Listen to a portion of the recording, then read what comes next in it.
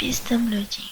Epistemologi bermaksud dari segi bahasa ialah teori berkenaan ilmu pengetahuan yang membicarakan asal-usul dan hubungannya dengan pengalaman manusia. Ia merupakan salah satu cabang falsafah yang mengkaji tentang teori-teori ilmu. Epistemologi mempunyai dua aliran utama, iaitu empirisisme dan rasionalisme. Empirisisme ialah ilmu yang diperolehi melalui penggunaan deria ataupun panca indera. Peranan panca indera ditekankan dalam penjanaan atau penghasilan ilmu.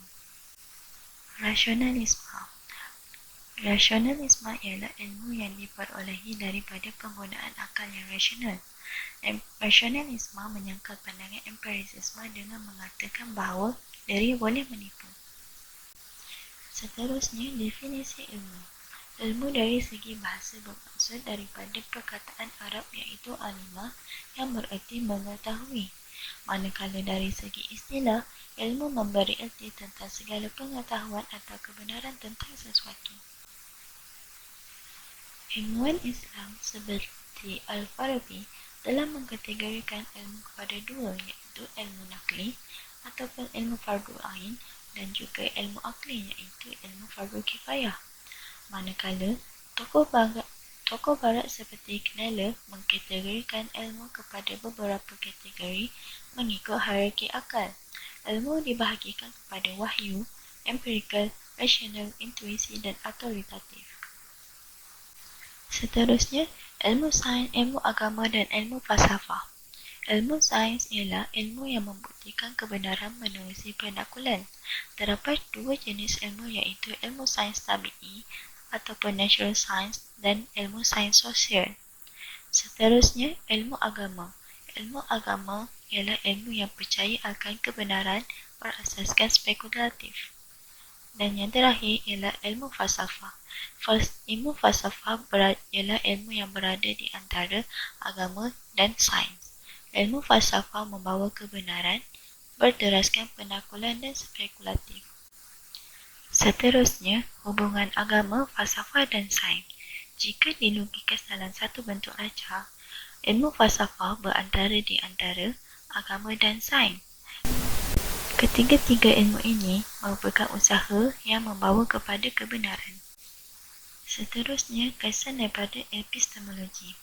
Epistemologi membantu memahami cara dan arah manusia berfikir. Epistemologi juga mempengaruhi peradaban manusia.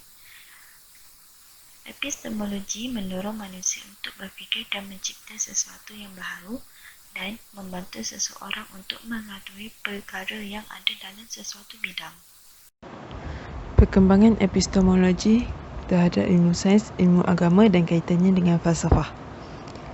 Ilmu bermaksud pengetahuan dan kepandaian sesuatu bidang yang disusun secara bersistem menurut kaedah tertentu dan berasal daripada perkataan Arab iaitu alima. Ilmu sains pula bermaksud ilmu pengetahuan bersistem yang berdasarkan kajian, cerapan dan eksperimen. Ilmu sains terbahagi kepada dua iaitu sains tulen dan sains sosial. Sains tulen membincangkan tentang penggunaan kaedah saintifik untuk mengkaji sesuatu benda-benda nyata. Manakala sains sosial pula menggunakan kaedah saintifik untuk mengkaji perkara kemanusiaan. Ilmu agama pula merupakan ilmu atau kepercayaan yang kohesif. Dan kepercayaan ini adalah mengenai aspek ketuhanan. Fungsi agama di dalam hidup manusia adalah untuk memberi pandangan dunia kepada sesuatu budaya manusia, memberi rasa kekitaan kepada kelompok sesuatu manusia dan juga bertugas sebagai kawalan rakyat.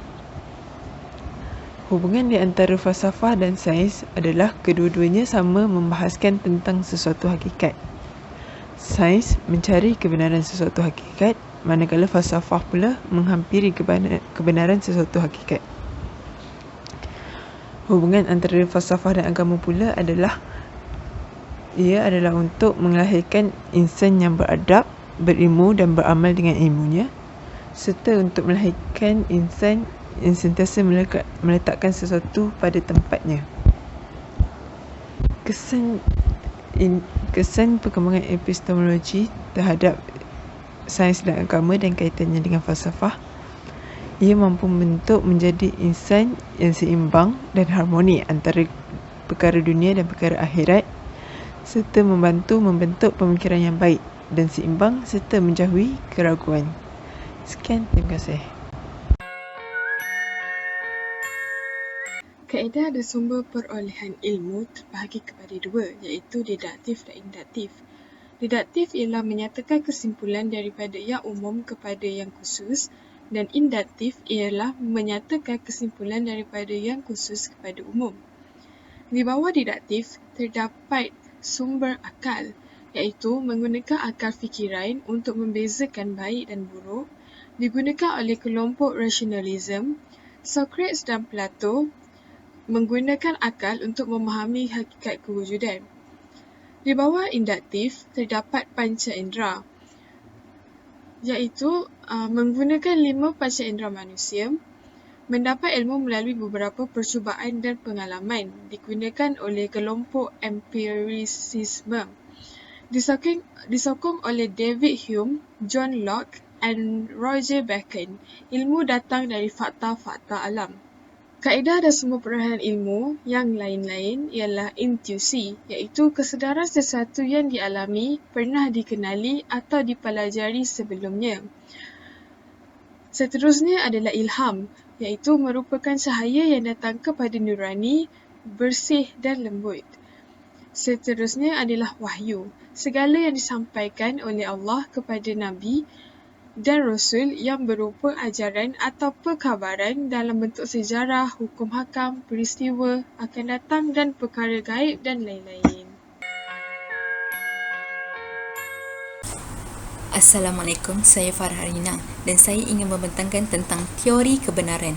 Teori kebenaran ialah berdasarkan keselarasan antara fakta dengan penegasan, iaitu sesuatu kenyataan itu benar jika ia selaras dengan fakta yang ada dalam fenomena ini. Antara teori yang terdapat dalam teori kebenaran ialah teori koresponden. Dari segi istilah ialah teori kebenaran kesepadanan.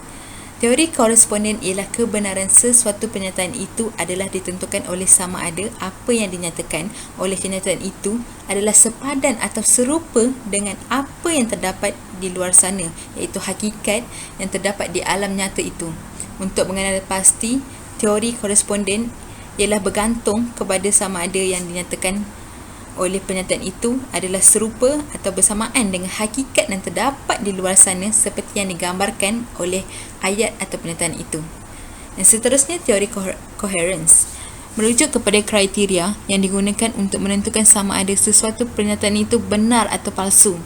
Ia dikenal pasti di mana kebenaran pernyataan itu ditentukan dengan membandingkan apa yang dinyatakan oleh ayat itu dengan apakah hakikat yang terdapat di luar sana yang digambarkan oleh pernyataan itu.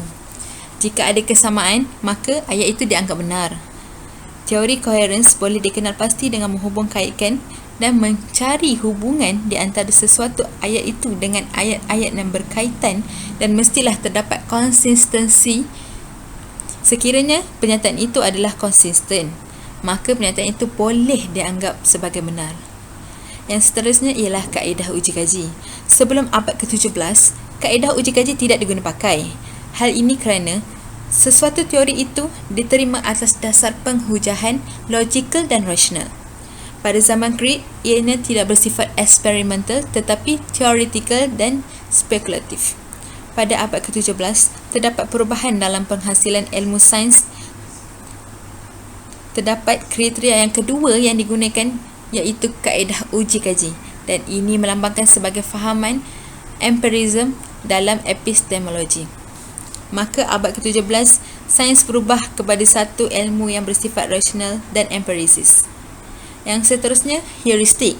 Istilah heuristik berasal daripada bahasa Inggeris, heuristik, aeretik, yang kedua-duanya berasal daripada bahasa Yunani. Heuristik pernah menjadi cabang kajian dalam mantik, falsafah dan psikologi. Tujuan kajian untuk mengetahui kaedah dan petua penemuan dan rekaan bagi memahami proses menyelesaikan masalah.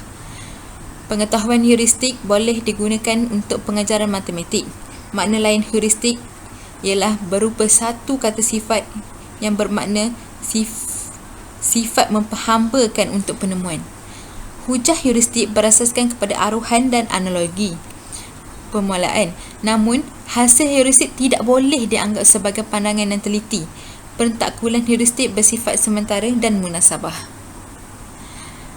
Yang seterusnya dan yang terakhir, intuisi. Kuasa spontan memahami atau memperoleh sesuatu ilmu tanpa pentalaah atau pentakwilan secara sedar. Dari istilah Melayu klasik, intuisi ialah gerak hati. Hampir semua konsep matematik menggunakan intuisi dan intuisi memainkan peranan secara tidak langsung dalam kajian sains walaupun ianya tidak diperakui oleh ahli sains. Walau bagaimanapun, ada segolongan ahli sains yang khususnya ahli matematik menerima baik intuisi. Golongan yang obses dengan intuisi dikenali sebagai intuisism. Itu sahaja tentang teori kebenaran. Sekian, terima kasih.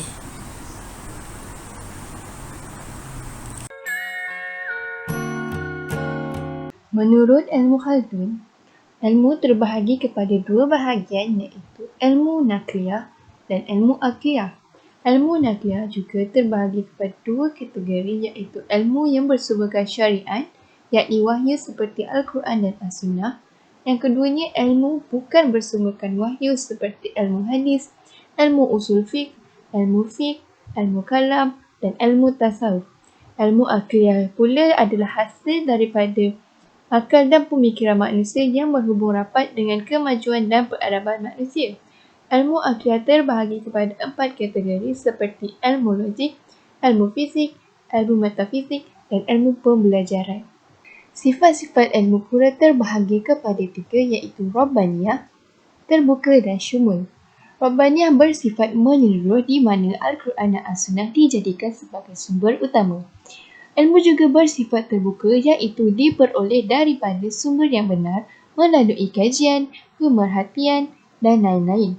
Syumul bermaksud menyeluruh seperti ilmu fardu ain dan fardu kifayah yang meliputi segala aspek kehidupan yang diaplikasikan dalam kehidupan seharian. Sifat-sifat ilmu pula terbahagi kepada 3 iaitu Rabbaniyah, terbuka dan syumul. Rabbaniyah bersifat menyeluruh di mana Al-Quran dan As-Sunnah dijadikan sebagai sumber utama. Ilmu juga bersifat terbuka iaitu diperoleh daripada sumber yang benar melalui kajian, pemerhatian dan lain-lain. Syumul bermaksud menyeluruh seperti ilmu fardu ain dan fardu kifayah yang meliputi segala aspek kehidupan yang diaplikasikan dalam kehidupan seharian.